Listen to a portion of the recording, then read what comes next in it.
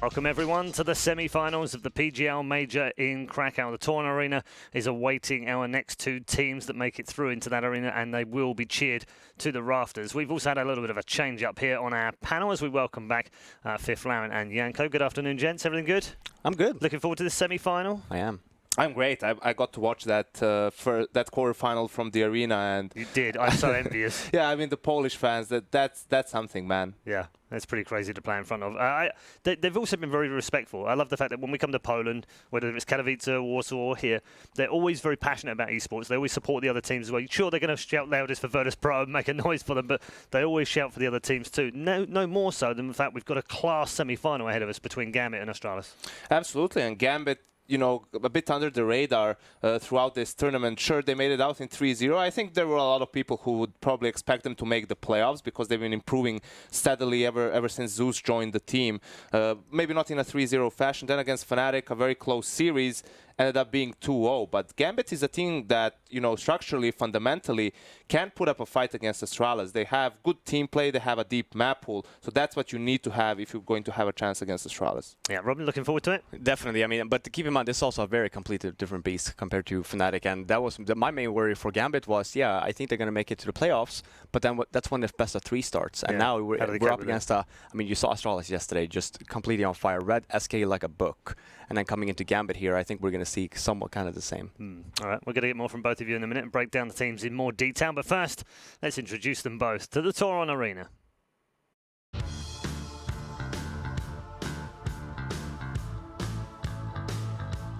Leader Zeus is a legend in the CIS scene, having won numerous majors in CS 1.6, but a CSGO major has thus far eluded him. Following his dismissal from Na'Vi, the team he founded, the king of slow-paced CS is looking to bring his band of misfits to a deep finish. Youngsters Hobbit and Mao are steadied by the rock-solid consistency of Adrian. And this team is never one to be trifled with. Welcome on stage, Gambit Esports.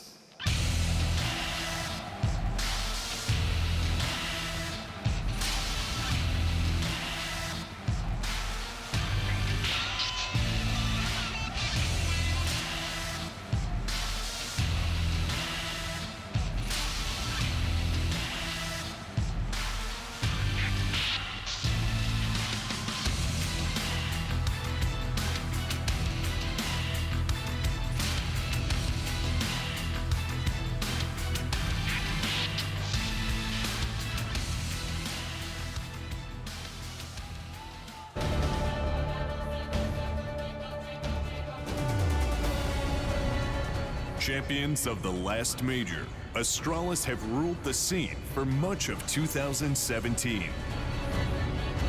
Finishing in the top 4 of 7 events, denied the wins which would have defined an era by FaZe and SK. The major would be the perfect time for the return of the world-beating Astralis. Tactics rule the roost when they are on the server.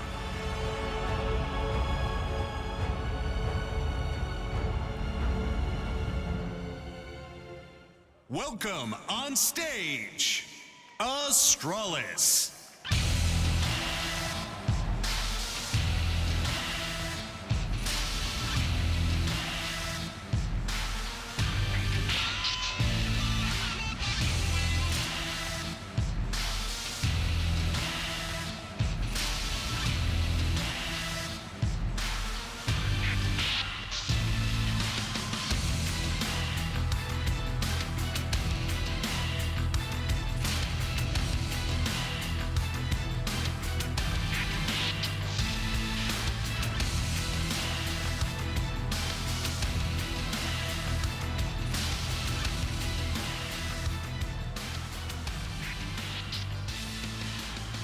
Here we go then, headed into our first semi-final of the day as the players will get themselves settled. We're going to get into a bit more depth with our panel members once more. Janko, we'll start off with Gambit. It has been a terrific run from them. They said early on when they came to the group stages that they'd had an awful boot camp, an awful set of practice for the first 2 weeks before the major. Weren't sure that they were even going to win a few rounds at the first game, and here they are in the semi-finals. How does that happen? I think it's a one game at a time type of a thing, right? No matter how maybe disheartened you are coming into the tournament because of practice results and so forth, once you actually get into the game, you're fully focused, the adrenaline kicks in, and they had that good first game against Mousesports, and they didn't have an easy bracket. They defeated both G2 and Virtus Pro after that relatively comfortable. So once you have that going for you, once your individuals start playing well like Adren did throughout the group stage, that the confidence just keeps building up, and you're thinking, okay, doesn't matter really what happened in practice, because things seem to be going on pretty well here at the actual major. That's always the main worry for practice as well, because you never really know what you're going to end up playing. Right. Yeah, you're going to run your strats, but who knows what your opponent's going to be doing, right? So, yeah, for me at least, practice should always be like, okay, this is the round we want to play coming into the tournament, so these are the rounds we want to play. Let's just make sure that we do them correctly. And then coming into the tournament, they might play differently, or this team might play differently than the teams that we played against. And that's I feel like that's what we saw here for Gambit as well. Everything has clicked for them so far in the groups, and then it does. I mean, obviously it helps as well when you have Adren just dropping bombs, and then for the first their game yesterday versus Fnatic as well, we have even Dosha was dropping 30 bombs on Inferno. Like, when does this happen? Well, 2009. Yeah. 13 a little bit. Some of them have rolled back their ears a little bit. I'll give you an interesting fact about them so far. At this major, all of them have positive KDR, which is not that usual. People say, oh, well, Astralis probably have, and SK have in the boat. Sure, but Gambit would not be one of those teams where you'd think that everyone would be positive. So they've obviously had a really good spread around the team as well. Been playing really well together as a team.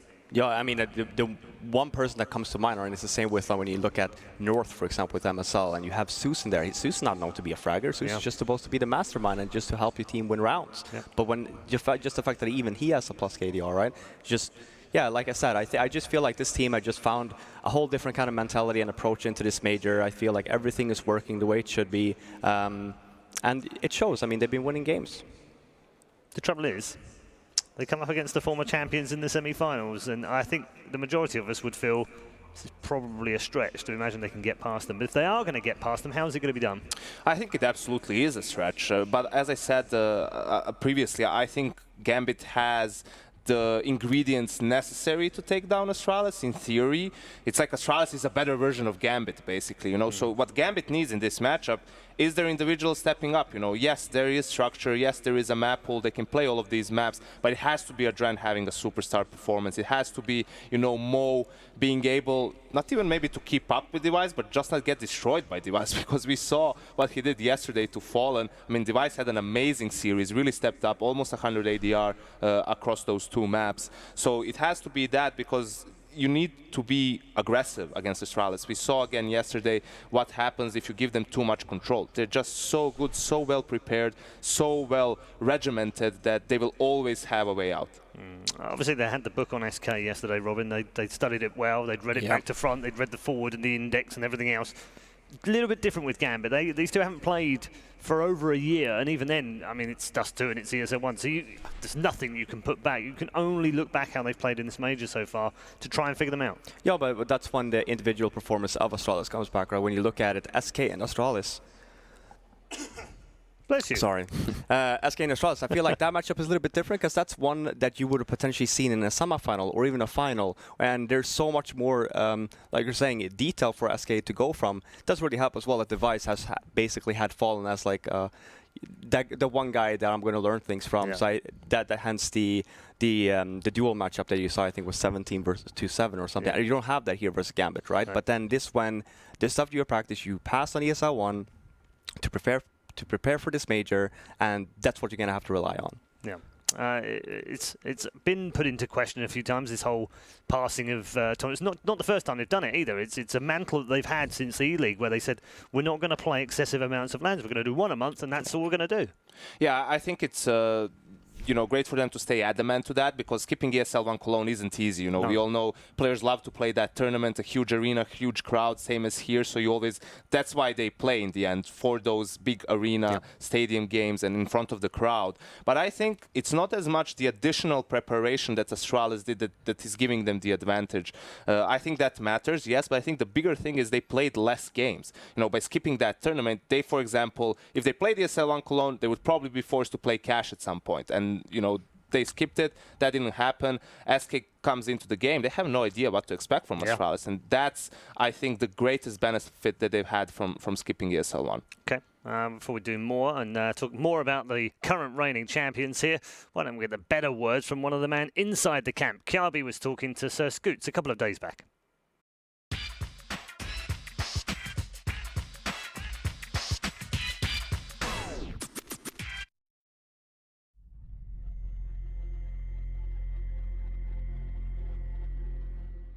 Hello again, Scoots is here in the interview room, and this time I've got the youngest player still alive in the tournament. I got KRB from Astralis. How are you doing today? I'm doing great today, Scoots. So you're 19, but Magis is only a couple months older than you, so you're both the young bucks still alive in the tournament, but very, very close. And obviously, not your first rodeo. I mean, you are the defending champions, and you've actually been to several of the majors before this. So even though you're so young, it doesn't necessarily have any gauge on your skill set or your experience at majors. But how does it make you feel being that young and being like in the limelight like this? Yeah, it's not the same as a few years ago where I feel like I'm almost a veteran right now. I know that's a bit disrespectful because we have legends who are 30 now and must be feeling it's tough sometimes with the competition and playing so much for so many years. But yeah, I already feel really experienced, to be honest. This is my fourth major, and I've been through a lot of ups and downs in my career already, and it's definitely made me a more mature and a stronger player. So I'm just looking forward to the playoffs here and gonna enjoy every moment of it. Now, you won the last major, E-League, right, in Atlanta.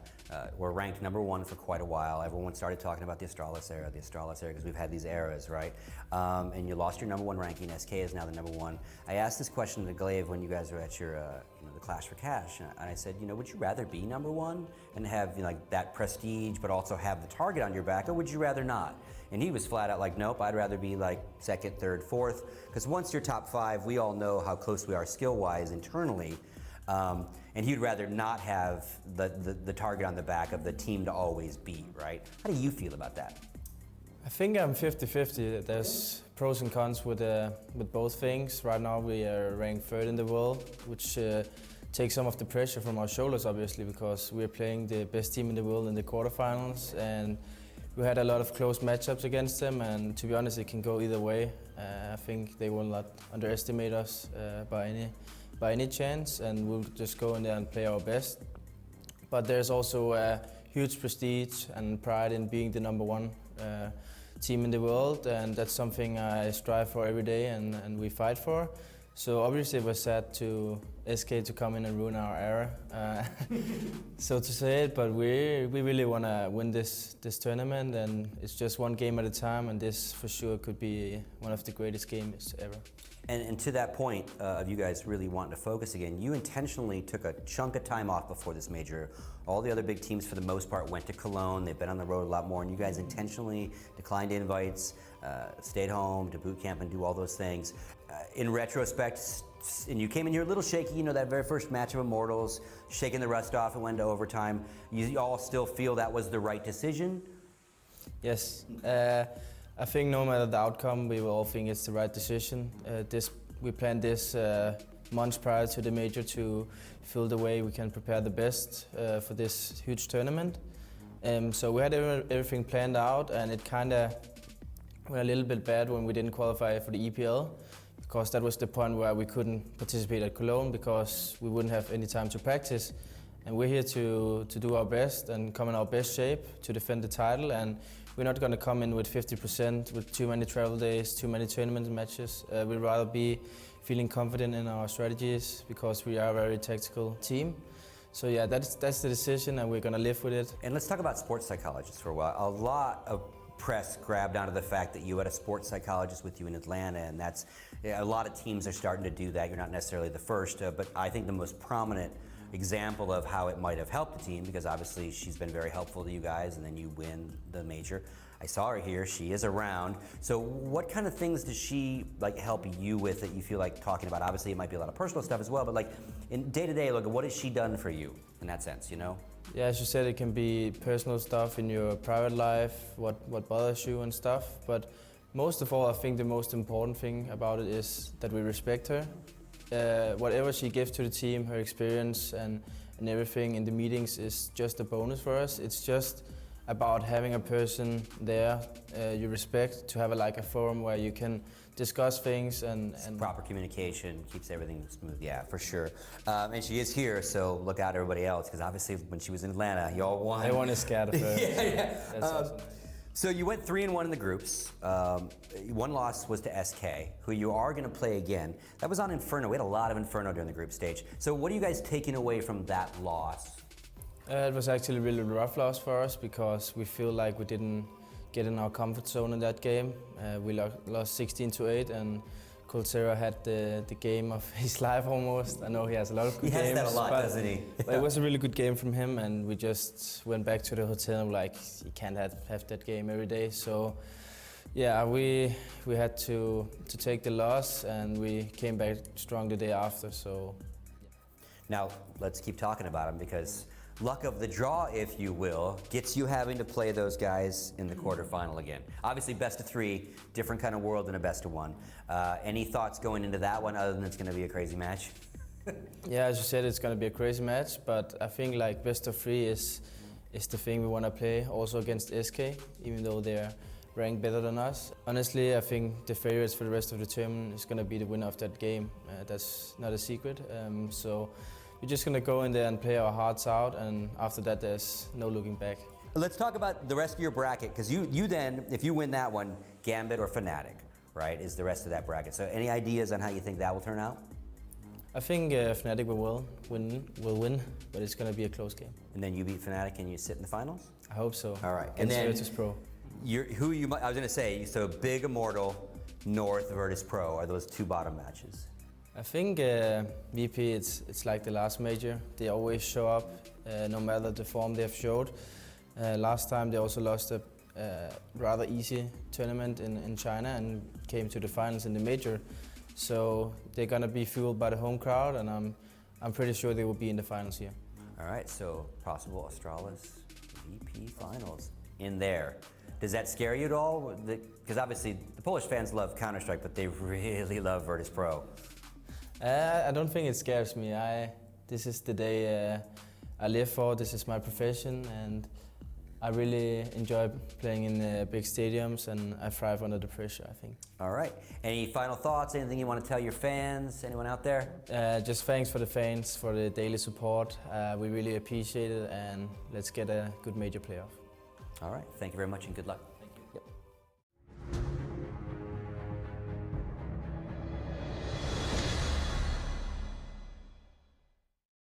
Can't be there with us. Scoots in the search for a double major win in 1 year, of course, completed by a very few amount of players, Fnatic players in the past, and of course SK Gaming last year as well. So they're trying really to secure it as an era, aren't they?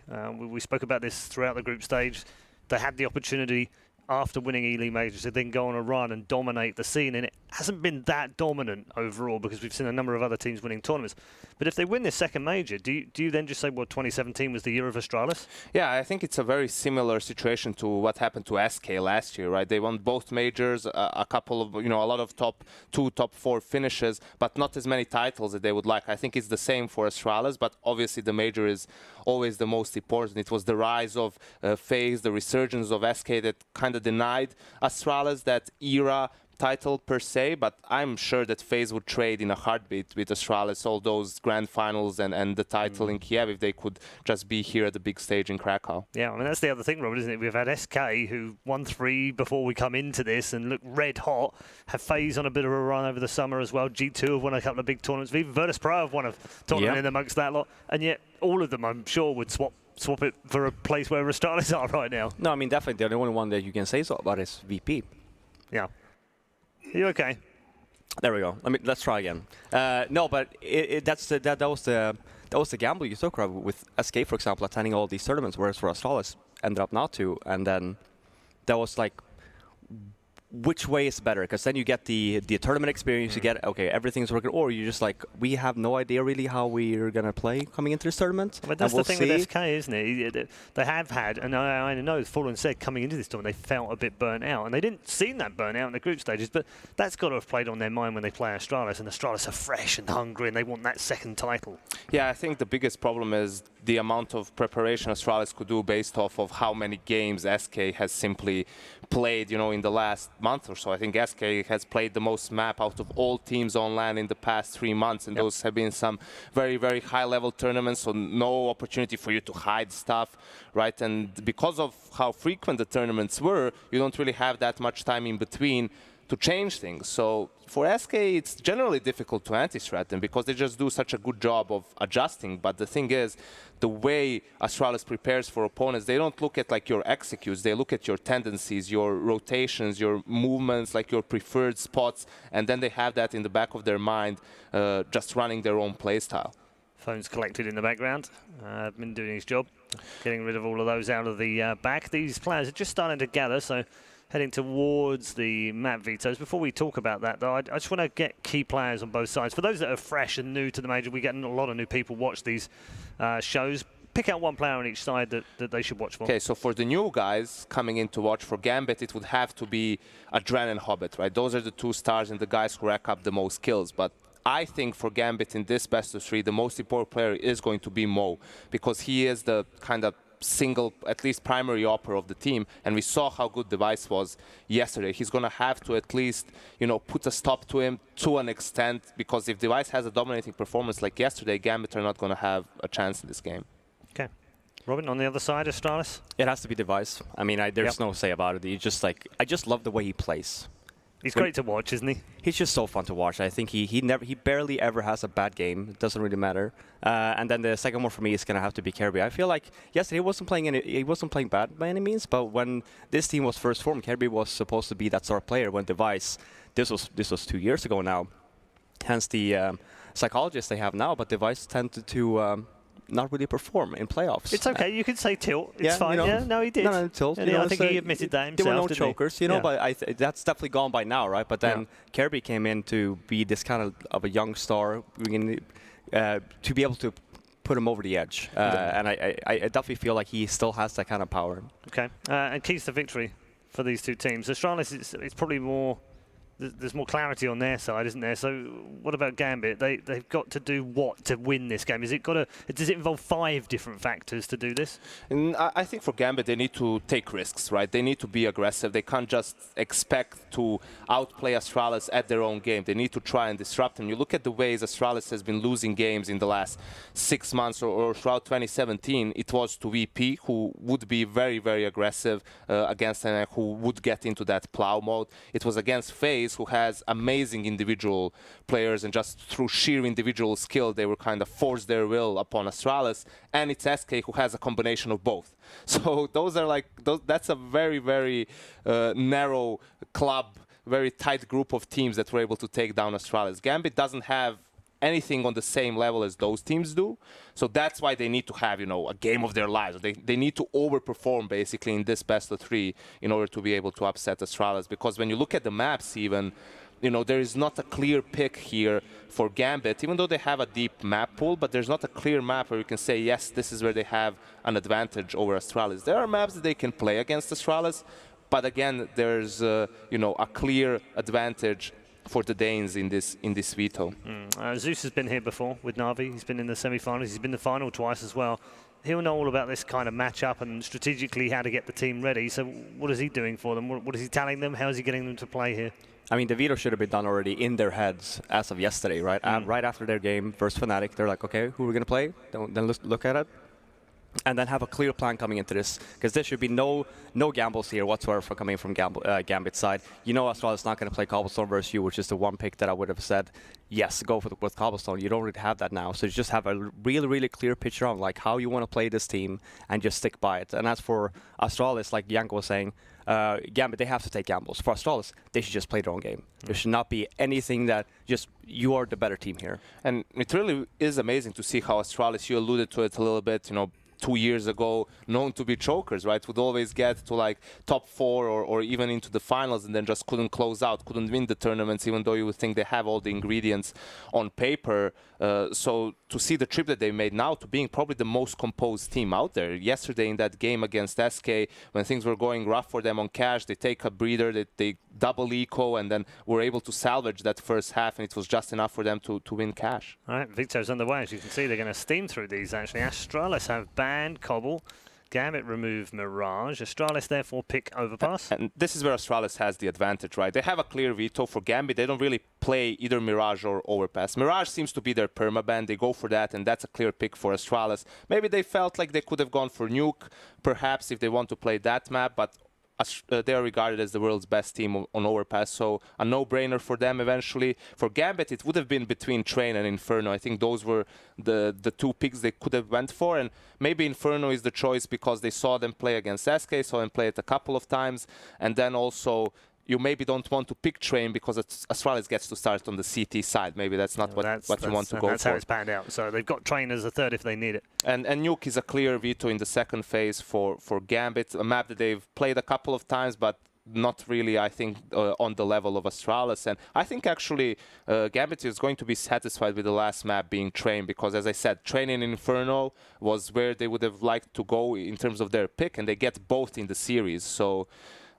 you do feel like if they can get to Train, there is a chance potentially, but I think Overpass is very strange because Gambit was undefeated on this map for a long time, and then for some reason they just stopped playing it. It was in the pool, they wouldn't pick it, they would ban it themselves in the second phase, so I don't know what's going on there, but that's a deceptively maybe weak map for Gambit. I feel like it used to be the same way for Astralis when they had Kerrigan actually on the roster, where it's like they were really going to train, they would never pick it. It's like if they pick it against us, then we'll play it, but we're not gonna pick it ourselves, which is super surprising for Gambit. Like here, I think that this veto is definitely in Astralis' favor. I think that Gambit is going to be very happy with the Overpass first pick, but you can clearly see here as well, the Inferno pick, for me at least, that's just like, hey, we played good on it versus Mousesports in the groups, and then we beat Fnatic on it as well, and we also can see that Astralis are beatable on it, since SK had their run in the group stages on it, right? Well, granted, Colsera dropped 35, but, they're beatable.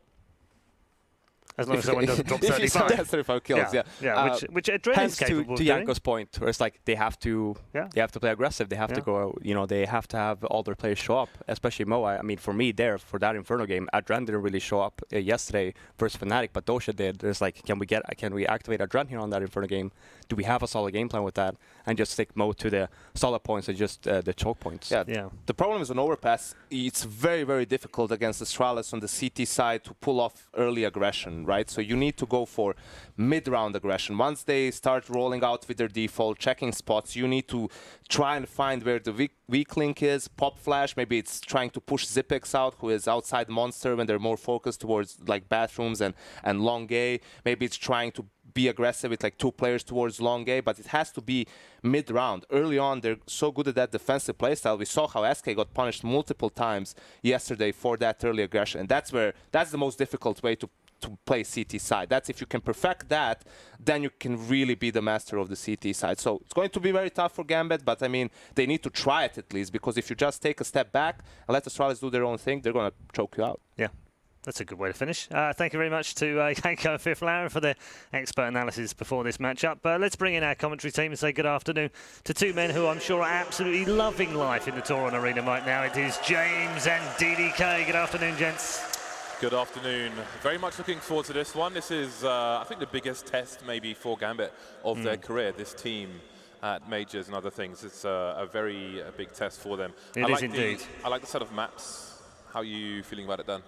Yeah, this is going to be very exciting, isn't it? I think Gambit are actually really stepping up their game to do this stage and its audience and its event justice. And obviously, you know, to win, you've got to be the best. You have to beat all the best teams, and essentially, Astralis, you know, holding that title. There's nothing more motivating than playing the guys with the title and being the underdog, and they've got nothing to lose right now. This is amazing. It's perfect for Gambit. I'm so excited for them. Yeah, you seem excited, Dan. Have you got your shorts on? Unfortunately, I don't actually, but I have some in my bag, so I will we'll switch those out soon. All right, yeah, just don't let the crowd see. There's a few people watching, mate.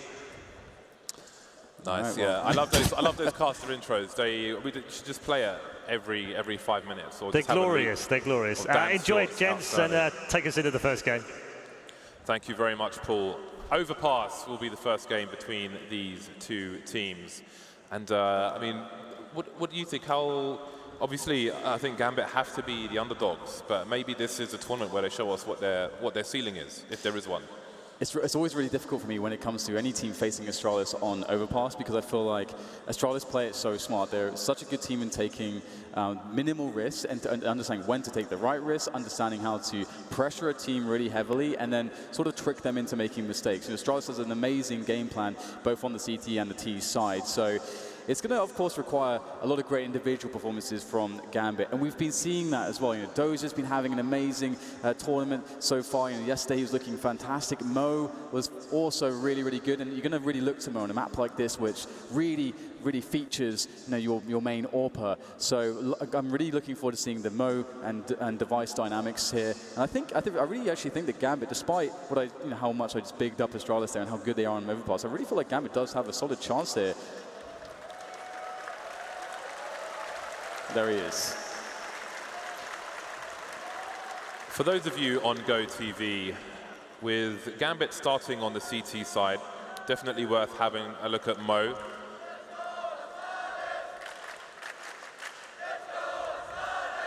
And for the Astralis side, Device is a pretty good pick on this map in particular. So I'm going to go with the snipers for both sides, Mo and Device. Any additions for you, Dan?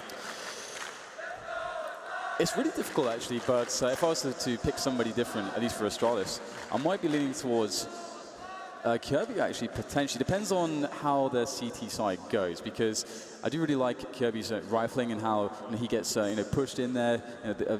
They'll have players flashing him into certain situations, pushing that fountain. He can really be very key sometimes in the early rounds. So I'll probably go for Kirby, but I think you can really go with anyone. At this point in the tournament, James, pretty much everybody is worth a goosey gander, as you would say in the UK. And as far as the starts here, are you having a preference as far as which side you want to see Gambit start on? What do you think is going to be the easier side for them against Astralis? Well, they will be starting on the CT side, so what is the easiest one? I think the CT side probably will. I was going to add that when Astralis make it to the CT side, I think Zipex is a good person to watch in terms of how to defend the B-bomb site.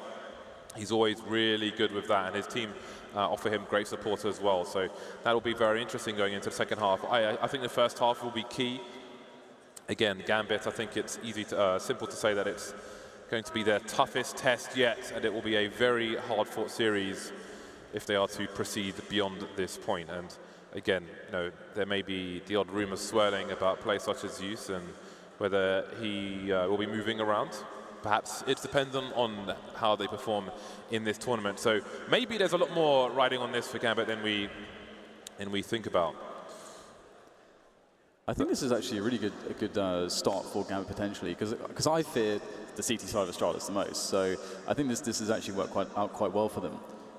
And yesterday they were winning every pistol round, James, against Fnatic. They won every pistol round. I wonder if that trend will continue. We will soon find out, because the game is about to begin. The pistol rounds, the first semi-final here at the PGL Major in Poland. Gambit will be defending versus Astralis, who have something else to defend, and that is the championship. They come into this match carrying the gold. We have the Astralis camp, the fan base in front of us here.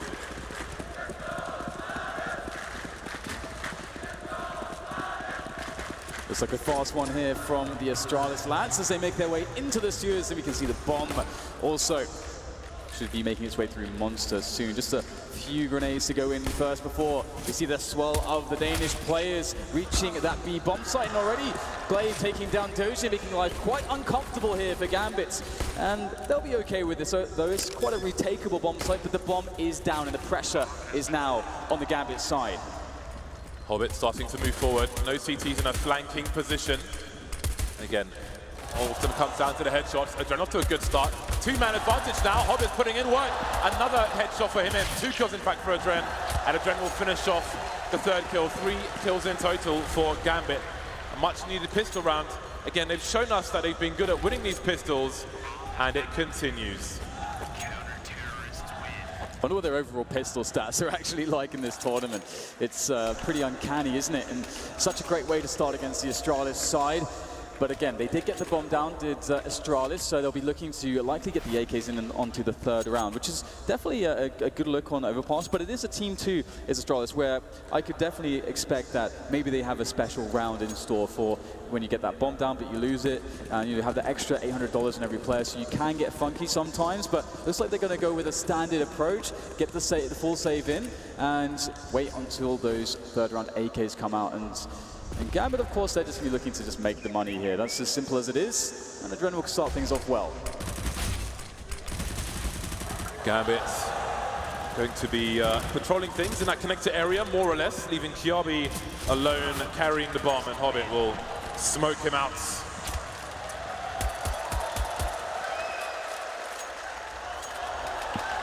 That's what I'm talking about. Look at that.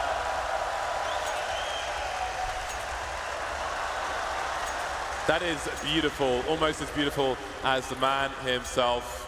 Great support here, not just for the Polish teams. 2-0 to Gambit. Astralis bringing out the AKs now. Reasonable level of utility as well. That said, only 3 smoke grenades, and that might be key depending on what they choose to do. 2 UMPs on the Gambit side. Adren going for a forward play, but forced back from flashbangs. Just taking this one pretty easy so far indeed, our Gambit falling all the way back, giving Astralis a lot of respect in the early days. And the other thing too is that Gambit will realize that there's not much utility in a round like this where Astralis are going to get all the AK-47s. And as we can see, Astralis, they've got a bunch of smokes left, but they don't really have enough utility to clear all of these spots safely. So they're going to have to take risks, and you can see that they are approaching this really smart. They're playing together so they can trade, and that's all they've got really going for themselves in this situation where you can't flash around all the corners and so on. So Astralis looking to make an explosive play towards A, but there's 3 players here for Gambit. Zeus being the bait, and Mo is ready. But this is a situation that teams have seen before. We'll see how much Device commits to this. Device, a well-studied man of players and teams in Counter-Strike. May have seen his conversations have fallen from the previous match. Adren with a flashbang there, and there's the bait play working out long. That's a nice grenade from Zeus as well, but there are more Astralis players coming, and one by one they'll fall. Bomb headed towards A. Dozier defending B on his own. Rest of Gambit ready to defend. Will the communication be there that Zeus was here previously? Zeus, if you're flank, the smoke might help him. The bomb is down now, running out of bullets, I think, trying to reload. Dupree's alone, a question of damage now for Dupree. 1 versus 3. Can't get the spray onto either of these players, and it'll be Zeus to finally finish him off. 4 players surviving for Gambit as they move forward. So the slow approach works a treat for Gambit in that round, and once again Astralis going to be struggling with the pistols here, and it gets a bit scary, just having Gambit's economy grow and grow and grow. So Astralis will be a bit worried about that, but it's now going to be about thinking on those orbs and when the utility really comes in as we get into that 5th round. So it's very early days for Astralis, but this is definitely the start that we need to see out of Gambit. Again, this is such a strong map for Astralis that they really need the good starts and the momentum first. Only 2 people have kills on the Astralis team at the moment. But it's still early days. No need for concern just yet. Dozier and Hobbit in aggressive positions towards B. Hobbit doesn't want to overextend. He's got nobody covering him. Does not need to peek through short B tunnel in a round such as this. No need to give anything away. Astralis definitely don't want to give anything to them for free. And we've seen, you know, crazy Deagle plays out of the likes of Dupree as well in the past on this map, and generally all Astralis players very capable of such things. So Gambit very happy indeed to, again, just keep everybody alive. They aren't losing any players. This is kind of scary at the moment. Astralis, though, they will get the AKs into the round, and we've got loads of utility to back those up as well. Not opting to go for any sort of no armor plays, so it's going to be what I would imagine should be a dynamic round where we get Astralis taking a lot of map control, playing out a very solid default, using their utility to clear out all these spaces, push the Gambit defense back, and maybe set themselves up for a set piece later on into the round. We'll have to see. Gambit might want to put the pressure on. This would be a good round to do so. No CTs in the connector position. Zipex is lurking outside B for the moment, and Dupree's position will become important should Zipex want to head towards that short B area. They want to make sure no CTs come through that door and pinch the position. And does have general strength in map control as well. Nobody forward for Gambit. Adren threw a flash earlier, but from the toilets area. Not going for the aggressive peaks just yet that we expect to see from Device in the second half. And Astralis are just slowly emerging forward, almost with a diagonal line through the map. Device now heading to the boulder on long. Yeah, starting to get closer and closer. 50 seconds left here for Astralis, and without a pick, you know, they start being in this position where they need to think, okay, how do we actually get onto a bomb site? How do we open things up? We've got to make a committed play. We've got to extend ourselves into risk. And you can see there are a lot of risks at play here. Dren creeping through the toilet, so he's got a couple players nearby. And there's a very nice frag there. Spots the bomb as well, I believe. So really good info. Dren's not going to stop there. Gets himself number 2 as well. And now Astralis, they need to make huge plays. It's Zipex at B. Can he be the one to bring Astralis back into this round? Dupree in the short B position as well. Dozier really fighting, but he can't quite get it done. And neither can Hobbit. There's still 3 Ts remaining. 3 CTs remaining as well. Dupree taking some fire damage, but he's still alive. He's got some nice angles, but he's got to be careful. Backing into the flames again. Now he's in the red. That's a lovely second headshot there, leaving Mo alone, waiting for the smoke to go. Dupree must be close enough to hear the scope. If Mo knew that both players were in the red, maybe the pistol comes out, misses Zipex. Time running out for the man. The grenades is going to do the job. Out with the pistol now, Mo. Sees Dupree, and there's the second kill. Has he got time to defuse the bomb, though? It's been quite ticked. Yeah, he's fine. 5 rounds. Gambit keep the clean sheets. I actually think Mo actually had no idea that he was going to clutch that. He's like, I think it's just like cutting a couple of Deagle shots. Wait a second. That guy was actually super low. This is insane. Mo picking up a really important clutch there. But Adren, the guy who's just absolutely murdering Astralis there in this round. 3 really insane AK shots there. We see the first one being so crucial as to get the information. Wins the trade. He knew that was going to be coming his way as soon as he gets that first frag. Reveals his position. And again, that precision from Adren. He looks very on point at the moment. And again, everybody has to be firing on all cylinders here to deal with the likes of Astralis, the title holders. So he said, keep an eye on Mo and Device. Mo 7 for 1. Device is 0 for 5 at the moment. They will need to get him in the game in this first half if they want to pull up a nice score. Maximum loss bonus territory for the Ts. The bomb plant gives them even more money. And there's 5 AKs here for Astralis. Gambit again. Not overextending, trying to be careful. Some warning shots for Zeus. He may not repick that for a while.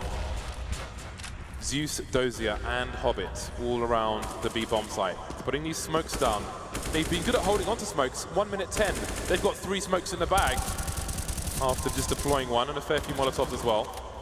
So they've got some nice delay tactics for Astralis as they bunch around the B bomb sites.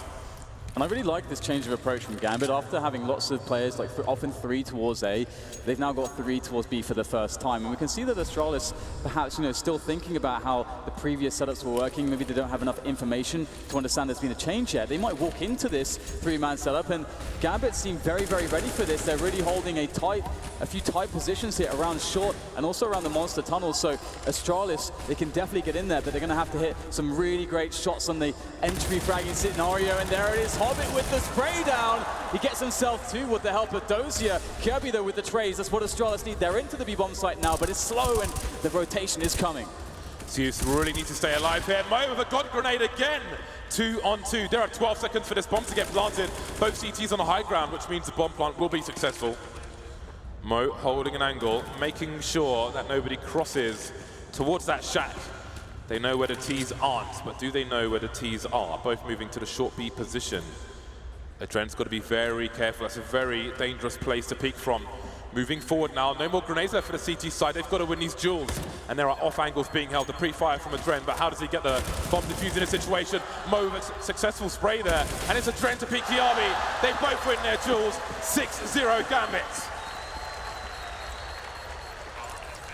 James, Gambit are actually looking really strong right now. Just when I'm looking at Adren now, I just see this guy. I'm like, this guy's just going to win every duel. That's just how it's going so far. How long can he keep that up against the caliber of players in the Astralis camp? It's kind of insane. A 6-0 start, perfect here for Gambit, able to of course keep a lot of money alive in a lot of situations too, and doing an effective job trading there as Astralis push the B-bomb site. But let's not forget as well that Gambit were expecting that push. They had 3 members on the bomb site. Astralis still were able to take the bomb site, even with those disadvantages. So even though on the rounds it looks bad for them, they've been doing some work in some of these rounds now, just when they get those guns. And we haven't seen really the change of approach just yet from Astralis, where we get the AWP from Device. They play a slower, more pick-based style. We'll see them trying to take down the defense around the A area. It's going to be interesting when we start to see that. Could be this round, in fact, now as Device does pick up an AWP. But again, you know, we haven't seen Mo going super aggressive with the AWP yet, and I know it's coming at some point. I'm just wondering when that's going to be. For now, it might be business as usual for Gambit. Astralis, second round in a row, they've got the bomb down. I mean, these rounds have gone down to the wire, and those late HE grenades have definitely helped Gambit. Made life a lot easier after damage done elsewhere. Again, Gambit starting with 3 people in the B bomb site. And this time, there are forward positions from Gambit towards the long area. Adren playing for support, in support for Mo. And Adren's facing the wall, so if a flashbang comes and flashes Mo, he can spin around and offer a response on the CT side. That's why he's facing the wall here. Hasn't been told off by Zeus. Astralis make their way close, but there is this aggression we were waiting for from Gambit. Ready to come in, Adren expecting to be flashed by Mo into this position perhaps to get a good peek off. Actually going to round the angle and finds Kirby. Ready for it though as Kirby gets the kill onto Adren. It's a great start here for Astralis. They've got a minute to play with too, so plenty of time. They've got map presence towards B, but forget that. We've got Dupree with the entry. However, Zeus is still holding it down, slowing them down, but maybe not for too long. Device gets himself in there as well. Now it's a 2 versus 4, and Gambit have a really hard task on their hands. And they've only committed 1 player to this A bomb site, which is Hobbit. So even 2 versus 4, they split up 1 by 1. And Dozier has not moved an inch. So I don't know what Hobbit's plan is in this situation, because he's maybe looking for some kind of hero play on his own. But as time ticks, surely he will be saving. Is it a question of damage? Maybe it is. And Dozier's just perhaps just didn't agree with the situation. Just being handsome on the B bomb site as Astralis head towards their first round. They survive with 4 players as well, which is really key in this situation, because there's no one with $1,000 in the bank right now for Astralis. If they win with 1, 2 people alive, then that's a big opportunity for Gambit to compound the problems for Astralis by resetting them in the next round. But they'll have some cash with which to weather a potential storm. 6-1 Gambit.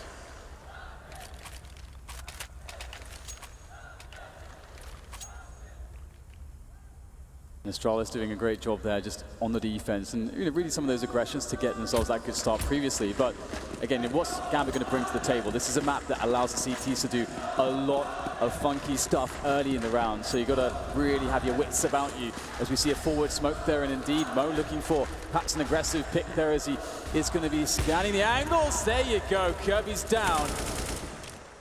And that's a bad look for Astralis early into the round, but there is plenty of time at the very least to try to right the ship.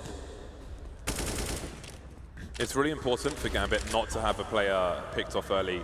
The previous rounds, Adren, he was almost being baited by the footsteps around the party area, was really patient, but Kjabi knows what those footsteps mean as well, and he was able to pick Adren off. If Gambit can avoid losing somebody in the first minutes, it'll make life a lot easier going forward. They lead with a man advantage in this round as we hit the minute mark. Minute remaining. Dozier towards the barrel position on B. And this time we've got 2 players in B for Gambit, but Zeus could rotate quickly enough. A good setup here from Astralis. They've got that positioning towards B ready. They're not going to opt to have any lurkers towards. They're going to use all 4 players to get into this B bomb site. The counter grenades, though, very annoying for Gambit. The rotation's already coming for them as well. They understand what's happening on the map. This is really, really awesome for the Gambit's perspective. Again, just slowing Astralis down, buying themselves time, but the bomb will still be planted, and shots can still be taken here. As we've got Dupree looking over the crates there, trying to find these CTs. It's going to look really good for Gambit. The 2 frags from them, and just Dupree to defend the bomb against 4. It's going to be a tough one here. Gets himself the first frag. Still more to be had there as the team flash goes in. Dupree could have players coming from all sides, so he's got to be so careful. More grenades as well as the defuse will be pressured.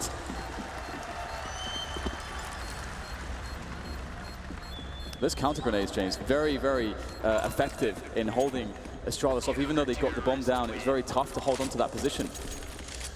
The plants will allow Astralis to buy once again, but this is very rough territory for Astralis. This is a pick of Astralis. Gambit chose Inferno as the second map. And indeed, Gambit are looking pretty strong. And this is the performance we need to see from Gambit. They need to have a dominating scoreline going into the second half to give themselves the best opportunity to pull away. Mo is 12-4-2 at the moment. Zipex and Device are still both on 1 kill each. So Gambit making this really hard again. Just need to avoid the early pick of Astralis. Zeus in connector. This is somewhat dangerous for him. He's got limited support on the upper ground. See Dupree. It's been a joy to watch Dupree's burst fire in this game so far. Mo's been picked off towards the toilet position by Device. So there's that early pick. Now let's see if Astralis can capitalize on this, if they can convert this into a round. And Device might be able to get another one as well. We've got some interest here from Gambit in trying to find him. And he's going to be rattling off another op shot. So he's sort of given his position away in the sense that he's providing that presence towards A, which will likely keep Gambit towards B here. But that's a beautiful position from Hobbit there, looking in onto the rotation device. They now know that the AWPer did rotate, so that's a huge cue that it's going to be B here. And if that wasn't enough, we've got Glaive there with the Tech 9 running rampant on that B bomb site. Hobbit trying to survive in the water position, but it's not going to be good enough. It's a 2-player retake here for Gambit. This is not looking easy for them. How much do they commit to this? Doesn't look like much. Sees Zeus look at his teammate, probably saying, let's get the hell out of Dodge. Astralis, a very key round for them to win. And again, a situation where they've got mere hundreds in the bank. They look to survive with 4 players. They've done some good damage to the Gambit economy, so Gambit try to hold on to what they have as well. Very big round for Astralis to win. And the comeback is most certainly on. And again, if you look at the CT rounds, the last 3 rounds of CTs have won, all by defuse. So Astralis, they keep getting to this point. They can just change a few situations here and there. Maybe consistent success will come their way. Lots of opportunity for this half to be close, despite how it looks at the moment. And the AWP will continue for Device, being dropped by Azabex in this round. 7-2, and you'll see the shortcomings in the buy from Gambit, who've just gone for a tactical timeout. I've seen a Nova on the map, Dan. There is a Nova. Somewhere. It's there, James. We can only hope that someone picks it up, gets into that connected position. We don't see enough Novas these days. I feel like it's decreased, maybe because of the UMP prevalence. You see less love for the Nova. I know you're a man that's a fan I love me some shotguns, yeah. I own a Nova. But we we see some auto shotgun now. Yeah. Fer will often pull out the also shorty. Makes me happy inside.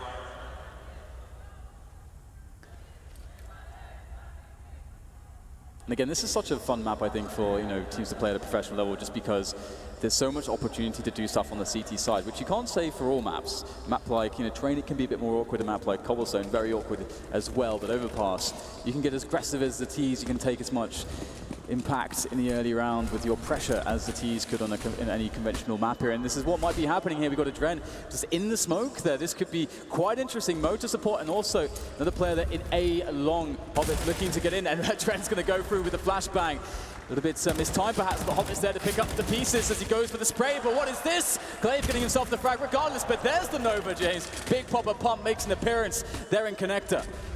Yeah, but they're still in a less than ideal situation. Mo making life easier, but Kjabi will look for him towards the long area. Mo's not at the advantage with a peak like that, but he makes it work. Gambit, perhaps they have an ace up their sleeve.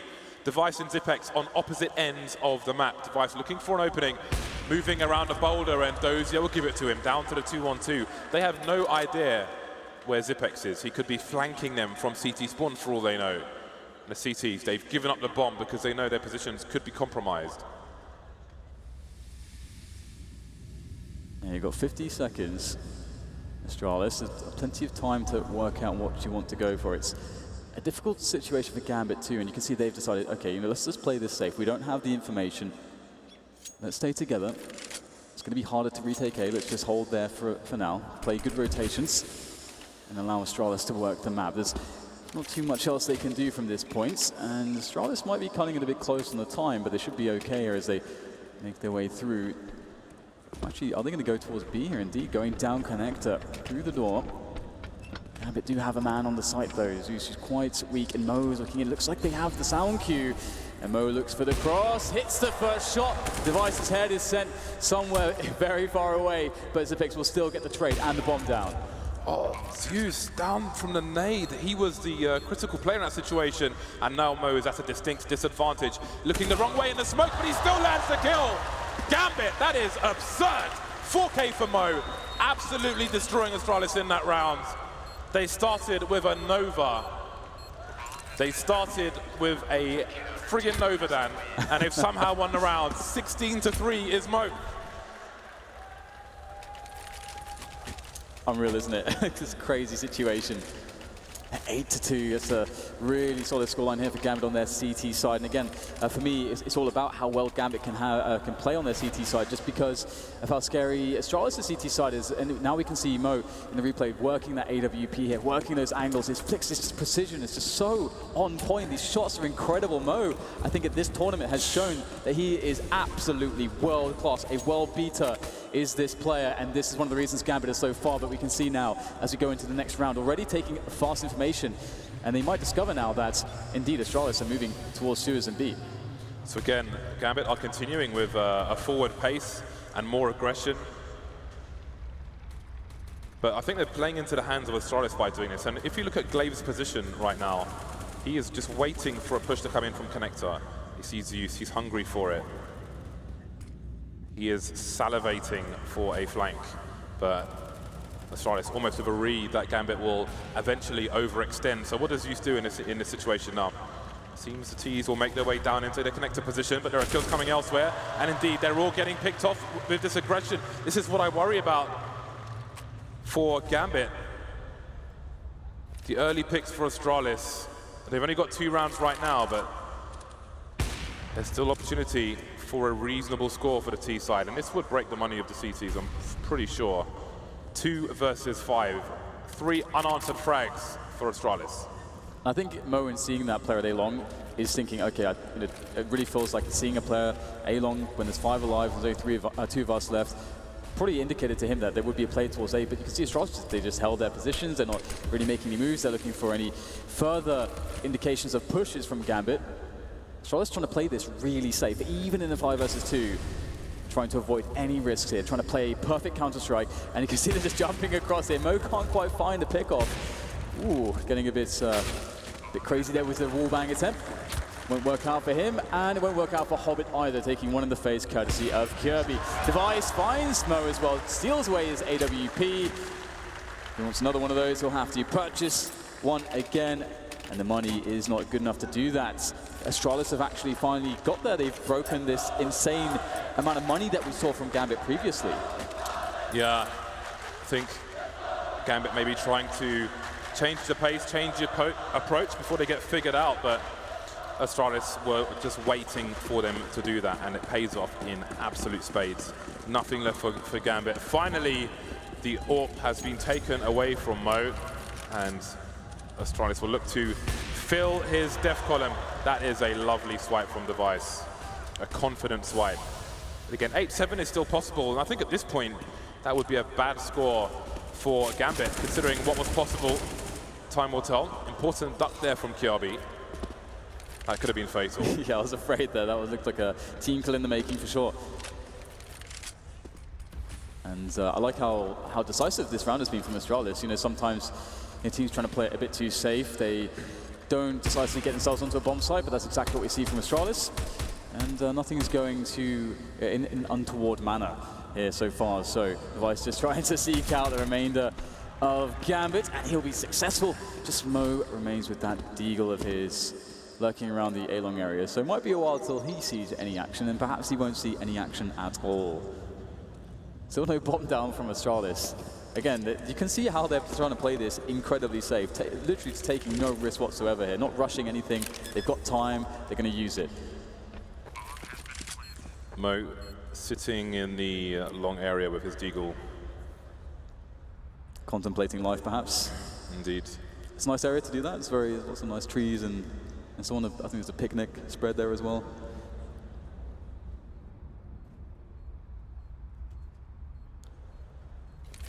So this is, I think this is a pretty bad spot for Gambit. Not just because they don't have any money right now, but I feel like Astralis are in a good position to just run them over for the remainder of the round, especially like if Gambit are short of money and they choose to compensate for that by being overly aggressive, then I think that will play into the strengths of Astralis. When Gambit were being passive, you saw dupreeh on short B, just trying to find openings. That's not necessarily how Astralis would like to play, so maybe you'll be at your strongest as an opponent with them forced to play in such a situation. But there we go, the buy is back in for Gambit. Mo's got enough for the AWP. He's got the best spawn possible for an aggressive peek as well. So we'll see if he heads in that direction. UMP is coming out on multiple players. And those with the FAMAS. Limited grenades from Gambit. We'll see if Zeus continues into connector. It seems that might be the case. Adren there as well. So it is aggression from Gambit. But will Astralis be prepared for us again? And Glaves there, ready, waiting, AK in hands. He's he'd love a peek right now, but it's going to be dupreeh to pick up the first kill here, taking down Hobbits. dupreeh will go down though in his attempt, but this is really awesome that you have a player like dupreeh, he can make a play. Going 1-for-1 early on in the round for the T side is amazing. That's the problem though. Mo makes a play towards the toilets, and Gambit, you can see they're suffocating Astralis around the A side of the map right now, and they're enclosing around on all sides. Astralis really forced to go into B here, and they have to really trade effectively because there's Gambit in great rotation position. Zeus by the door here as we see Kirby taking down Dosia. The timing is so good there from Zeus. Straight out the door, straight into Kirby's face, and now the pressure comes in from shorts. Mo is smoked off on the high ground, so Zeus has got to do a lot. Got to try and run distraction and slow these players down, allow the rest of his team to get into position. And now maybe Astralis can try and plant the bomb with that smoke. Finally down, Zepex with an off angle, but it's only Zepex now. 3 versus 1, 3 versus none. A two-man kill for Dren on the site. Difficult situation for Astralis. I did wonder if they would figure out the likely setup of Gambit as Gambit get those kills from their particular positions. 9-4. Gambit can still have a strong half here, but Astralis are back on the bye. Of course, Gambit being the underdog in this situation, coming into the match. That is, obviously, it looks good for them right now. But even 11, 5 rounds would be a lot to get versus Astralis. But then again, Gambit have been king of pistols so far in this tournament. But we're not there just yet. Astralis still on the bye. Good utility, 5 AKs out. No fast aggression from dupreeh. Limited by that Molotov, but I'm sure he'll head and try and get some more picks towards the bomb site, where there are 4 Gambit players. Yeah, Gambit with a good read on this one, indeed. Having great positions here, but it's all about hitting those shots as well, isn't it? As we have the Astralis side readying a push in. They got the grenades starting to sail in. Glaive going for the entry, able to catch one. That's about 5 frags in a single second. Absolute madness here. Mo gets himself 2. A third from Mo. Not going to stop anytime soon here. And there it is, number 4. Can this man be stopped when he has an AWP in his hands? Gambit with another round. 21 for 4. Mo is harvesting organs and chewing on eyeballs at the moment. We move to the last round of the first half. Astralis still have money for the buy. Almost every round after the pistol has been a diffuse win for Gambit, but a win is a win. Who cares how it comes? That is a man who knows he is on fire at the moment. And he will be towards that long position. 3 Ts around the balloon area, but the party is definitely over. Zipex picking off Dozier. I'm not sure if he was going for a push-free monster. Either way, Dozier is dead. Hobbit left alone towards B. That's a great shot there from Device. Beautiful boost coming in from the Astralis boys as we see now having that 4 versus 3 advantage with over a minute left. That's the dream on the T side. You've got so much space to work with the CTs, either forced to take a really huge risk in an aggression or forced to play sort of retake setups, as we can see here. 2 players towards A for Gambit. They've only got 1 on B. Astralis can, if they decide to, go all together and trade their way to success here. But Mo, indeed, this is the aggressive play that you got to see someone make, and Mo, definitely the man to do it here for the Gambit side, but you can see that doesn't like that engagement anymore. It's going to back away, feeling, out where a couple players are for Astralis. Some extra information, but Astralis now go for the rotation to B, and with that entry from Zipex, the bomb will go down. 2 on 4. Mo, what do you have left in you? This is looking very unlikely. Bullets flying through the smoke at him.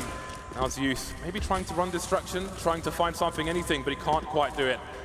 Smoke down on the low ground. Such delays. Both Gambit players, though, they have kits, but 2 versus 4. So many targets to find. How do you not get traded in this situation? Device, no Shadow giving his position away just yet, and that bomb is very, very ticked. 2 fast shots from Kirby will give Astralis their 5th round on the board as we move to half-time. Yeah, you really have to give it to Astralis here. They've been fighting tooth and nail, haven't lost their composure. They've managed to get a good minimum. That 5-round mark is a good amount of rounds to work from. The thing, though, James, is that so far, Gambit Gaming have a perfect record in pistol rounds in the playoffs of this major. They've won 5 for 5 pistol rounds so far. They're going across the quarters against Fnatic, and so far the first pistol of today. Will they make it 6 for 6? Because if they do, of course, that's going to put Astralis in hot water, and they're going to want to avoid that absolutely.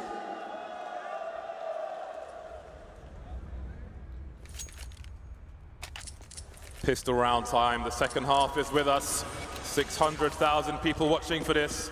See if the comeback is on for Astralis or if Gambit will remain perfect in pistol rounds. All Kevlar for the Ts. Looks like a fast round from them. Will they all barrel through the monster position? In fact, many will be through short, closing down that distance. Sound will be heard, and Astralis are very out of position. They've got 3 players on long. Maybe they'll have a flank later, but Zipex is forced back into a corner. This is bad. He can't get that fast kill that you want. They're jumping at him, and the jaws of Gambit closing around Zipex, but still somehow he staves them off. He keeps them at arm's length as his teammates now come in to assist him, and we see Gambit forced to take defensive positions, down 2 men, but with the bomb ticking away. Definitely still anyone's at this point. We've got Kirby coming in for the flank at Monster now as we see Gambit desperately trying to hold on to the water, but Dupree jumping in like a superhero from above it. It's down to Mo, but he can't do it. And indeed, that streak of pistols has been broken by none other than Astralis. A must-win round for them that has now been collected, and that is a huge burden off their shoulders. A surgical, patient retake from Astralis.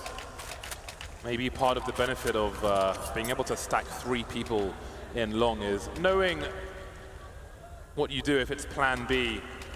Retake the B bomb site. Gambit, they planted the bomb in the previous round, and it looks like they will wait for the AKs in the next one. A Deagle on Mo, the rest on P250s. Astralis will look to build some money in this round. 3 UMPs in the bag. along with an M4 and a French gun on Kiabi. Gambit taking the long routes, quite literally, with 3 players. They're going for a garden stroll. They want to smell the flowers. And the Dren's got pretty close to the toilets as well, so there may be quite a challenge here for Astralis.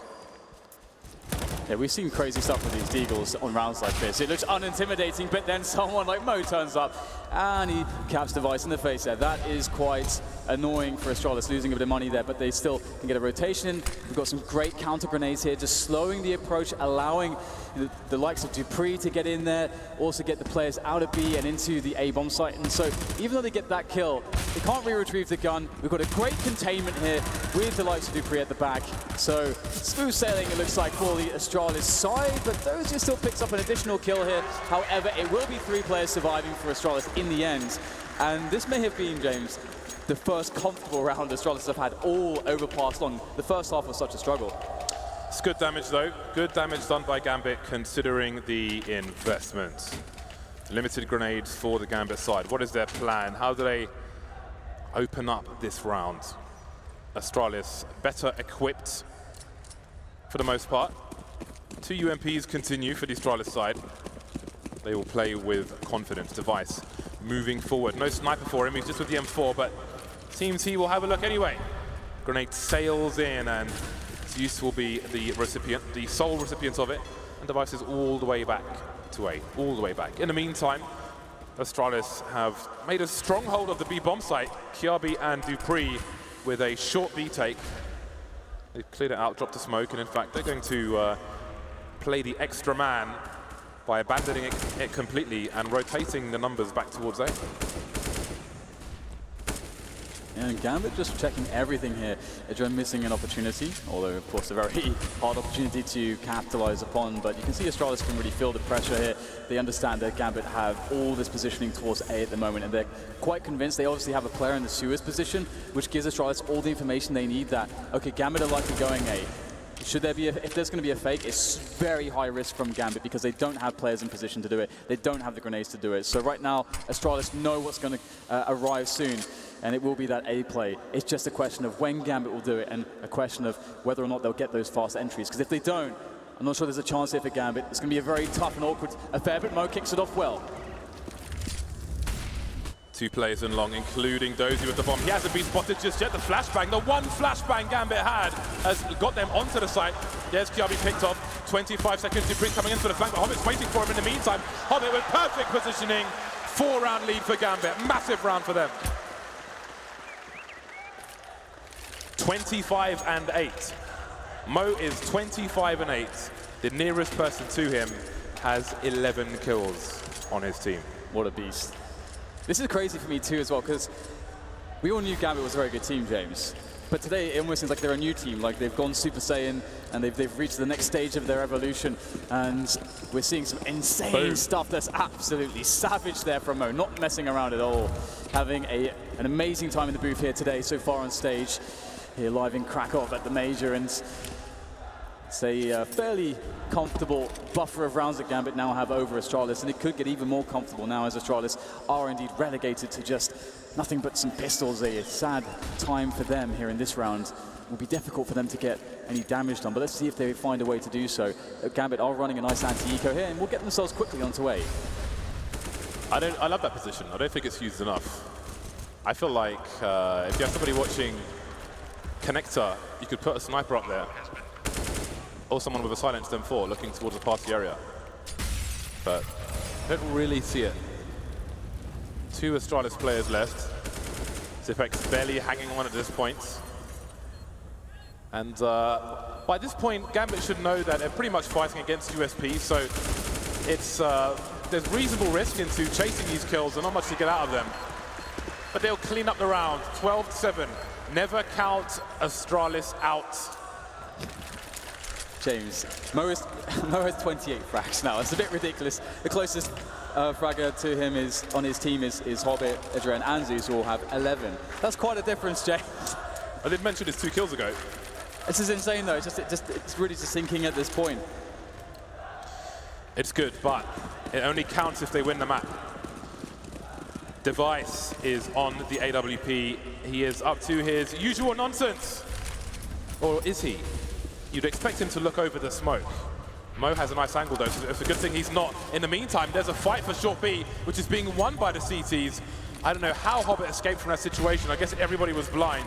He is very lucky, and that's some valuable information for his team, but they know that that's a personnel investment to make a play like that for Astralis. Is there somewhere for Gambit to exploit in the meantime?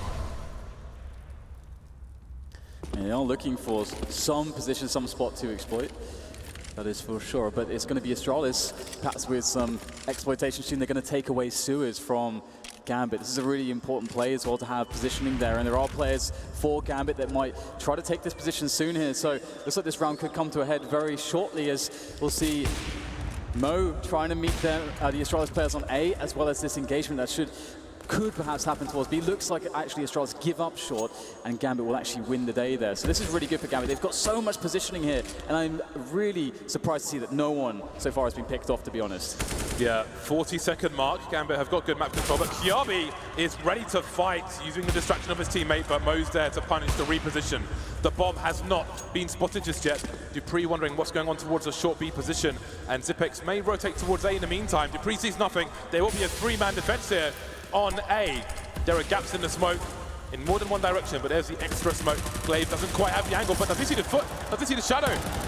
Either way, the bomb is down. Dupree looking to flank again. And Glaive just in his position, and it's always a tough one. You know exactly what's up. This setup of the T's is so deadly as they all go back towards the toilet position, and that exposed plant becomes such a problem. Glaive looking to see what he can do here, though, as he waits for his teammates to come in, but it's not going to go too well. Adren with a kill, Mo with a kill, and it could soon be Dupree dead, but he will be able to catch Zeus on the rotation, but there's nothing he can do now to win the round against Gambit. It's 3 left, and that bomb is in such a strong position here. Another round going Gambit's way. They're going to move to 13 rounds. They're getting so close to taking map 1 against Astralis. Mo is 30 for 8 now. He has the kind of score that you have when a pro plays matchmaking. That's the score he has right now. 30 for 8. If you consider that it's just 20 rounds played as well, it's crazy. It's absolutely insane. Time out for Astralis, and they are a team who are running out of time to claw things back on Overpass. The pick of Astralis. The second map will be Inferno. We'll see if it goes beyond that point, the way as Gambit are playing at the moment. Lots of talk in the booths. But it's Gambit doing the talking on the server. 3 rounds in a row for them now. And Astralis, they have $2,000 to $2,500 in the bank. There is not much defending they can do in this situation, which means Gambit are likely to go to 14 rounds, double the score of Astralis. Yeah, Astralis are in a position where they have accepted at this point, and the timeout is definitely a good way to just run that process where they won't have any margin for error, absolutely none. So we'll see if they can find a way against a Gambit that just seems to have a crazy level of momentum at the moment. Mo being the operative part of that word in the momentum that Gambit have, and that's a good opener there from Adren taking down Dupree, looking for more as well. It's actually Mo to get tagged down to 34, but Gambit have a great movement together as they go up the A-long position, and it's very hard when the T's move in this way for you to really exploit that as the CTs. You can't catch them off guard, really. That M4 could not be further away from the CTs, but they may hunt for it. Zeus and Hobbit holding formation for the time being, and Gambit not quite committing to anything just yet, but Astralis are huddling around. However, Kiabi is the only man that doesn't have a stock pistol, and there Kiabi goes, waiting for Zipex to come out. Very patient play from Gambit. Very patient indeed. Now it is last chance saloon for Astralis. Half the score of their opponents. Device on the AWP once more. Hasn't really been able to get anything going in this match just yet. He has got 14 kills, but we haven't seen the vintage Device we've seen in previous matches. Again, he's got the one of the best spawns possible, going towards the fountain position. Will he look over the smoke once again? And that's the thing. It can be very easy to play too defensively in this position because you're like, oh, we can't make a mistake. But if the risk is the right play, you've got to go for it. And that's the mindset Astralis need to be in, and I'm sure that they are in, as they have a forward setup here towards the A side of the map here, looking for a good first kill. It could be Kirby here. He's very close, but you can see that they are wary of this position on Gambit. They're going to clear it out. They're going to actually catch him running back towards Connector Glaive there on coverage, but he only gets one, actually two there. The Flames will get a Dren. That's very important. A 3 versus 3 here for the Astralis side after only a mere 30 seconds have passed in the round.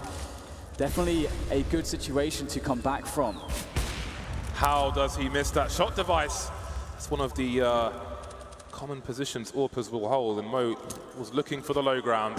There's a free kill for Device, but doesn't seem to be on his game at the moment. Hobbit still outside Monster for the time being, and Dupree's in short B. Astralis must win this round, and they have to win with 3 plays intact. Gambit have bags of money. Hold on a second. Okay, someone's got to get back and get the bomb, and that's happening at the moment. Hobbit's made his way in, but does he check short B properly? Dupree behind the sandbags. Zeus will be coming through soon as well. Hobbit's got to be really careful here. This round is on a knife edge. Hobbit sees him. The timing works out for him. The grenade sails in. And the cavalry will soon be making their way towards the B bomb site. Dupree eventually facing, not sure where to look, and it's Zeus. Horrible timing for Astralis. Only the Vex remains. Stereo kills for Gambit as they move to game points.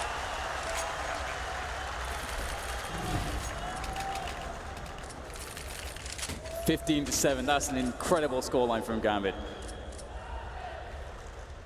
I love the patience in that last round from Hobbit in his position, waiting for his teammates to come in. And as soon as they did a coordinated strike, everyone was dead just straight away when Gambit decided to push in. That's a very confident way to win a round in a 3v3, and now it's down to UMPs here for Astralis. It could hardly be worse for them. Let's see if they can find a way. They've got a couple players on the toilets position, in fact 3 in total. And Gambit's very focused here, crossing their T's, dotting their I's, making sure that no position, no rock is unturned, nothing's unchecked, that there's no way for Astralis to catch them by surprise as they move together through to A long now, still searching for a Dane. But there's none to be found just yet. Dupree's made his way into short B again. And Astralis in these rounds, they've been in and out of that position. We'll come back to it later because there's a big round, a big duel there. Dozier losing the box to Kiabi, but there's another player there towards that long area. They could pinch these plays, but he's not committing just yet. I think it's Mo in that long area, and they're coming in with the frags. Astralis could this be the start of something for the CT side? All of a sudden they get themselves into a much better spot. AK is being collected by the CTs, but again, there is money. There is a lot of money on this Gambit team. A Dren with $10,000 in the bank. Astralis, they need everything. A timeout from Gambit. Yeah, picking up the AWP as well, such a big deal here for Astralis. This is the way back in, but again, we're just waiting, I think, for Mo to get a bit crazy again, see if he can find that fire that he had in so many of the previous rounds. And Gambit must be feeling on top of the world at the moment, but as you said, you know, it's not done until it's done. They're not on top of the world, Dan. They've got their fingers atop of the mountain, but they're still hanging off the side. It's not done until it's done. 15-8. The full buy is here for Gambit. The AWP for Mo, everybody else on the AKs. They've got all the tools for the job. The only limitation is with Astralis. I'm sure Dupree would love an M4 or even an AK for some nice burst fire, but he will have to settle for a UMP. At least for him, he may have the close quarters engagements, but it's Glaive towards short now, and Hobbit wins the duel. Got to be careful though, Kiabi is lurking towards Connector. There's nobody there to hold the angle on the door. He's got to be really careful about that, and he is exposed the way he's standing. But Kiabi, he seems to be going for a flank instead. And this is really huge. Someone, again, needs to make a play in this situation. Kirby's found the perfect place, the unlooked position, the spot where Gambit have no presence, and he's snuck his way in there. He's got a deep position. His teammates can just rely on him to get information, but he's probably going to get some kills here as well. Catches the Dren off guard. There's 2 players in pursuit now. How much can Kirby get? He's going to try to escape here. This is going to be a very difficult escape, and it won't happen. Hobbit shuts him down, and now Gambit, they rally themselves towards this B area. This is going to be a tough site now for Astralis to hold with a mere 3 players, and if you look how much utility Gambit can throw in, they should be able to take the bomb site.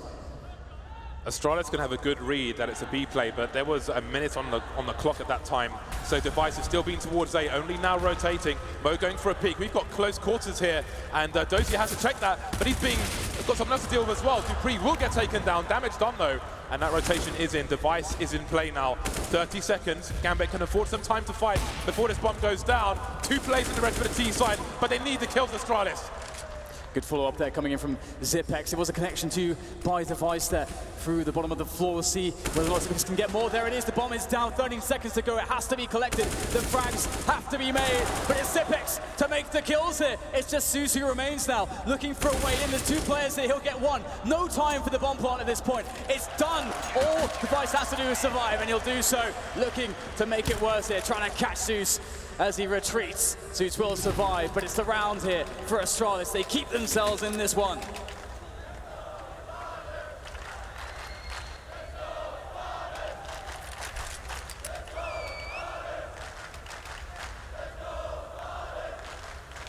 There's still money on Gambit, but it's starting to run low. Suddenly the grenades disappear from their inventory, but what a credit to Zipex for holding on that long, for delaying a master of the B bomb site. And now Device looking to get back to old tricks, but he'll be denied for the time being. Backing off with QRB. Zipex with some dirty tricks. There's Device puncturing Dozier. Astralis with momentum. Yeah, 2 great kills from them. And the crazy thing too is that Gambit, they've got obviously only just 1 round to win to take this map, so it allows them, it forces them the opportunity to run all kinds of crazy strategies as time goes on, as their round loss bonus builds as well. But this round is not done just yet. Mo's still alive, looking for picks with an AWP here. He'll be smoked off, and one thing I've liked about Gambit's play is how they've been generally dealing with Device, always a flashbang for any position he's been holding. So they've made his life very difficult, but again, he was successful in this round. I wonder if Mo can just spot something there. Did he see the barrel of the gun? Yes, he sees the barrel. It's a tease, though. Looking for the warband. Gets it onto Device. Down to 25 as the smoke dissipates. It's Kirby looking for it, but it's Mo to get it. As we'll have 2 players here in a situation. It's 4 defenders. Maybe it's doable now. Dren with a kill. 40 seconds. Don't have the personnel for fakes, but they've got time to try to consider their conditions. Astralis will try to consider their options, sorry. Astralis will try to force their will, to impose their will on these players. And there's the flank from Dupree. Zipex with the first kill, Dupree with the second. Double figures for Astralis. 5 rounds away now from overtime.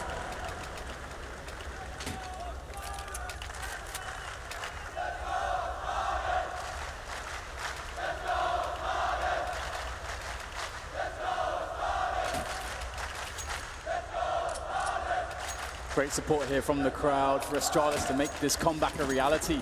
A mere 5 rounds away, a team with so much composure and focus and championship quality in them.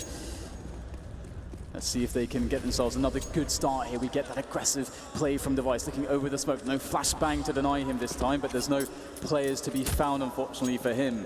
As Gambit are playing very passively here, really slowing down their round. And Astralis, after seeing nothing quickly towards A, they themselves are moving back into very defensive positions, not looking to get picked off anytime soon.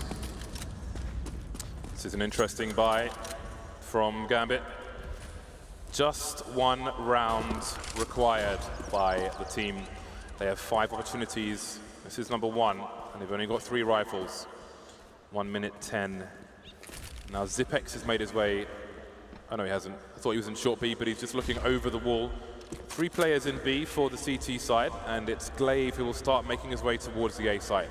Passive from Astralis, giving up a lot of map control, trusting Device towards the toilets. And Glaive will be the man to give him support to the right-hand side. Got to be careful. The Dren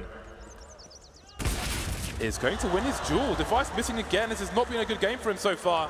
some crucial opportunities have come and gone, but there's only so much information for Gambit. Kiabi forced into the open, but the smoke will save him just in time, but not in time to get that kill. The entry frags are bound here for Gambit as they march their way in. Another head spotted, another head shot. Adren doing great work, so is Dozier now. Just Dupree to try to stay alive here for Astralis in this map.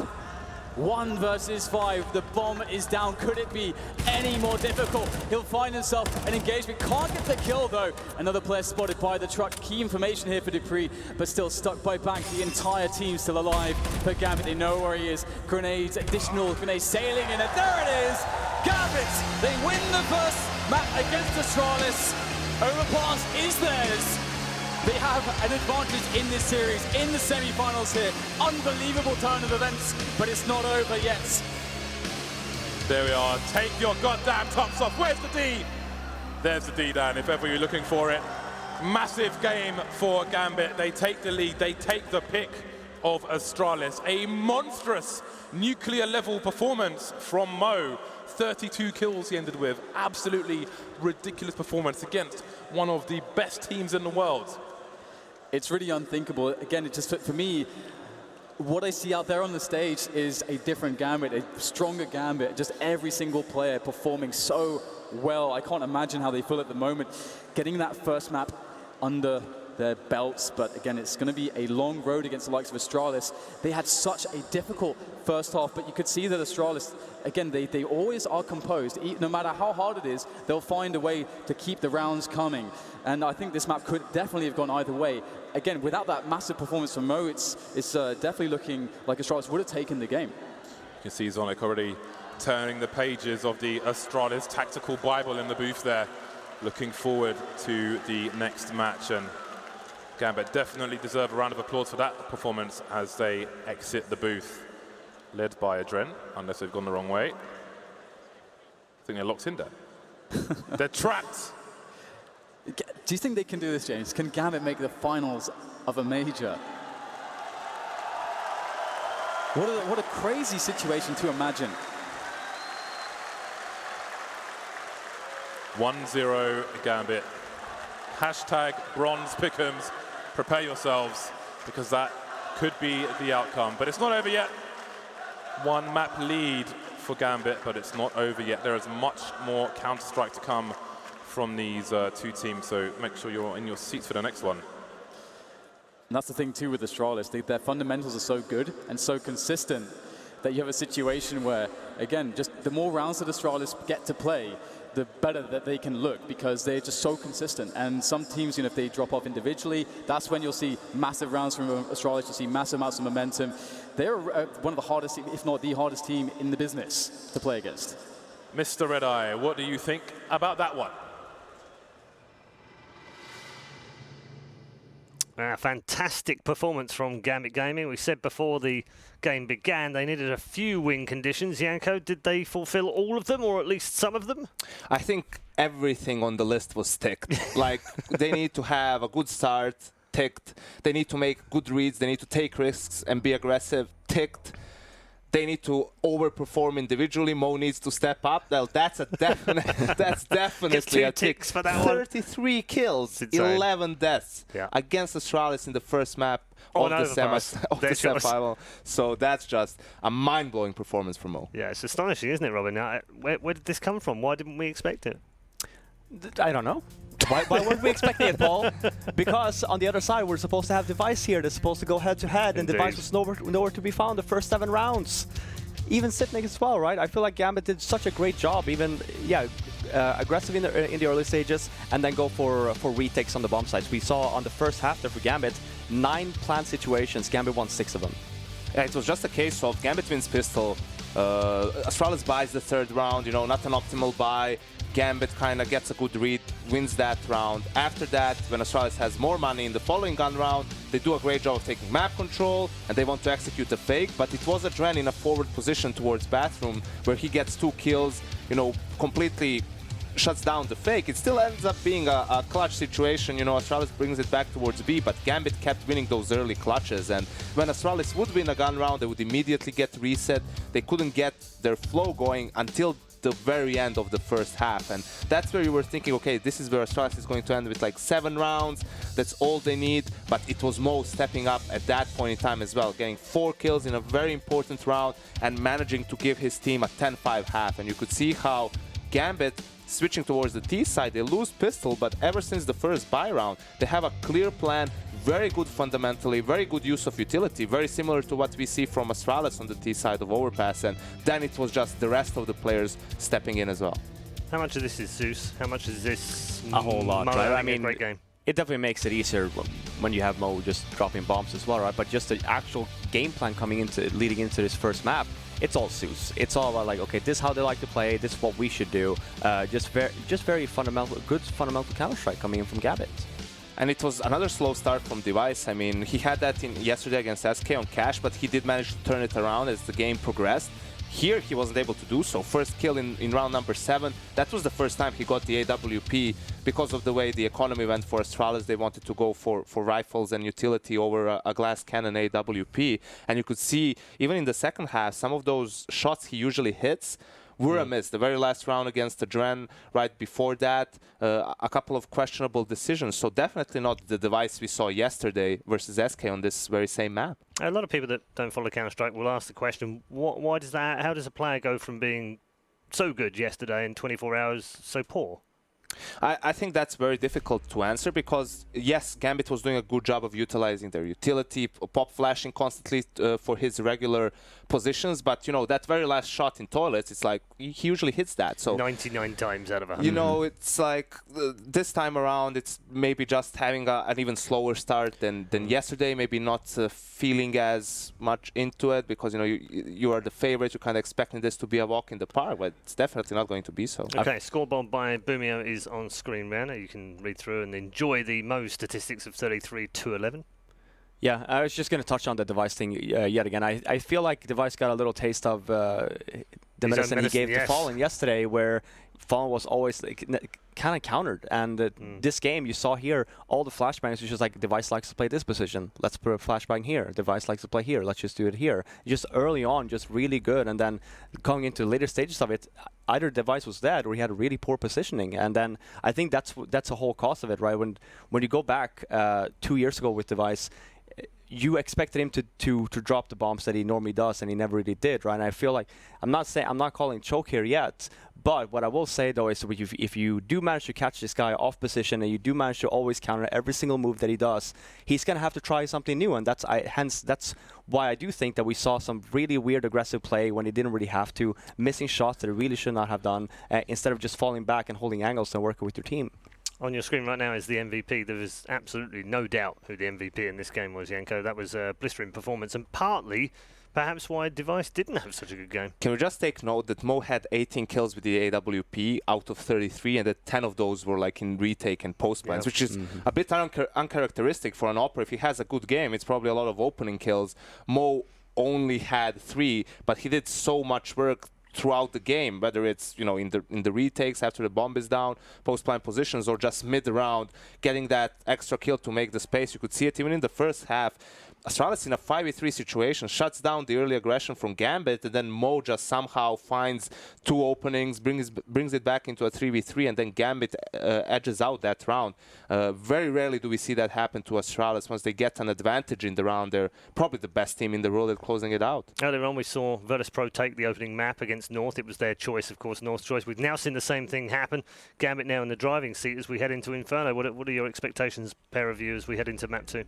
I think you would be a fool if you're going to count out Astralis because they lost their own pick. I don't think it matters which map they play. I think they're the team that has proven the most to be capable of resetting after a loss. And, you know, we were saying about all the win conditions for Gambit, that it all happened in map 1, but can that, you know, replay itself in map number 2? Can they get a good start, all the great reads? It's maybe a bit easier for Astralis on Inferno in a sense that there's a very deep playbook. The map is more condensed, so not as much room for Mo perhaps to make plays. And yeah, I said you shouldn't underestimate Gambit, but Astralis is still favored in this best of 3. I agree as well. I mean, if you look at the last 2 maps, we have Inferno and then possibly a third, or Train as a third. And these are both very, very strong maps for Astralis. But what I will say, leading into this, I don't think any one of us even had Gambit winning a single map, right? So I think we have a lot less. I think we're still in for a surprise coming into Inferno. I don't think it's going to be extremely one-sided. I think it's just going to be a brawl.